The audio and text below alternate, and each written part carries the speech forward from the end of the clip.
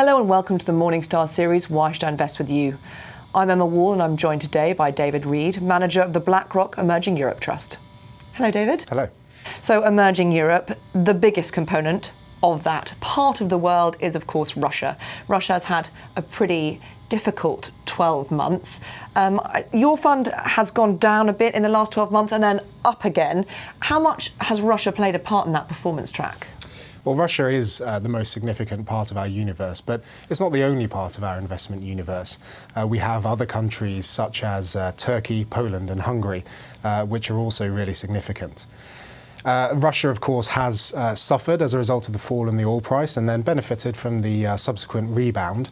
I think it's important to point out that the other countries in the region, particularly Turkey and Poland, are actually net importers of oil and oil products. And as a result, the overall effect on the asset class from oil is actually reasonably balanced in terms of the economic impact. Having said that, you are underweight in energy, aren't you? You've made that a tactical decision not to have that much money in the stocks that can be affected by the oil price. Yes, well, I think there's an important point to make about the nature of the benchmark. We moved a couple of years ago to a focused and unconstrained investment approach in the trust.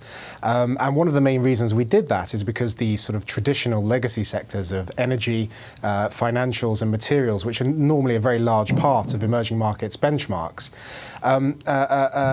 those are a very large part of the benchmark. And we felt that they didn't fully represent the opportunity set.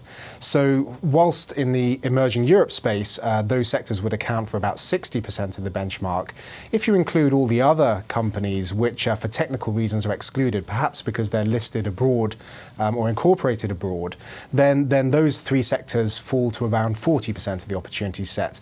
And there are many other very interesting areas, one of those being technology, which don't appear at all in the benchmark, but we think are very exciting. And you've got 8% in technology, haven't you? Yes. What sort of opportunities are you seeing there, and what's driving those? Is it very much company specific, or is it changes in demographics, changes in the macro picture? Well, I think the human capital in emerging Europe is a really key feature for technology.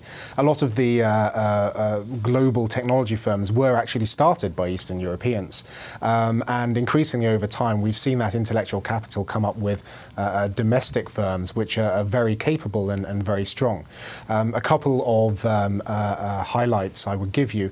One would be Mail, which is essentially the Russian version of Facebook. And that is the dominant social network by far in the region, and yet has a market cap of only about $4 billion, which compared to the Facebooks of this world is incredibly tiny. And it grows at a very fast rate.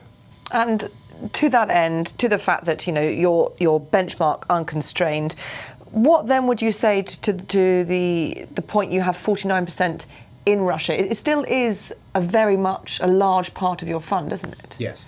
Well, it's the largest market, and so naturally there are going to be a greater number of opportunities there on average over time. The other thing that's very attractive about Russia is that it does show an incredible amount of value at the moment.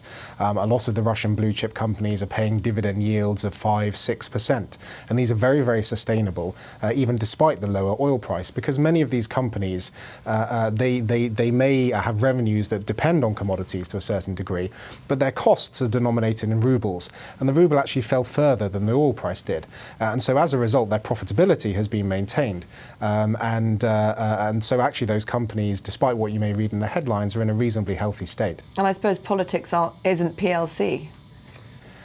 So yes, there's obviously, politics is a feature of emerging markets, across all emerging markets, not just Russia, and it's something which is an important part of our investment process. We do try to understand it and understand the risks around it.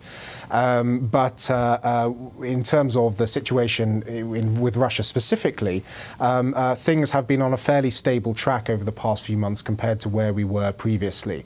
And I think it's important to note that the US and the European governments do have now an open dialogue with Russia over Ukraine. David, thank you very much. Thank you. This is Emma Wall for Morningstar. Thank you for watching.